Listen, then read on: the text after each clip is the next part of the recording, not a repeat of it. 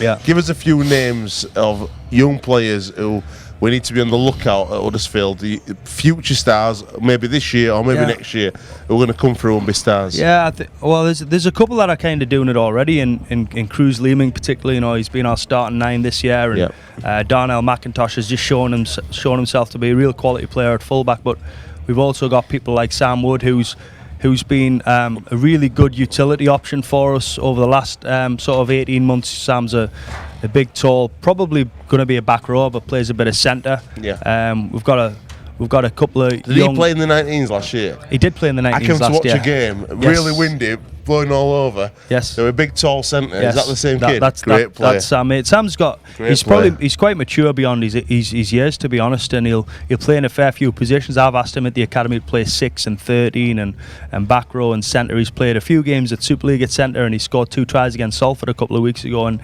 he's a really good option for as a utility player for us at the minute. We've got people like Matty English, who toured Australia with England Academy and was pretty much the best forward out of those two teams. So, you know, Matty going forward is going to be a real prospect. We've got people like Isaac Farrell, who's, you know, he's a young English halfback, and as we all know, that, you know, those good young English halfbacks don't grow on trees.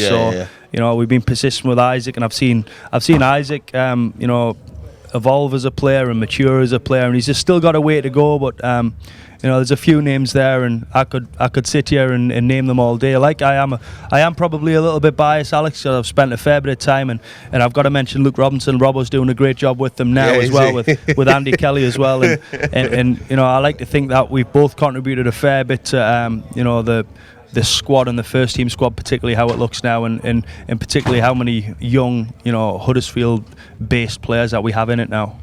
Mate, last question.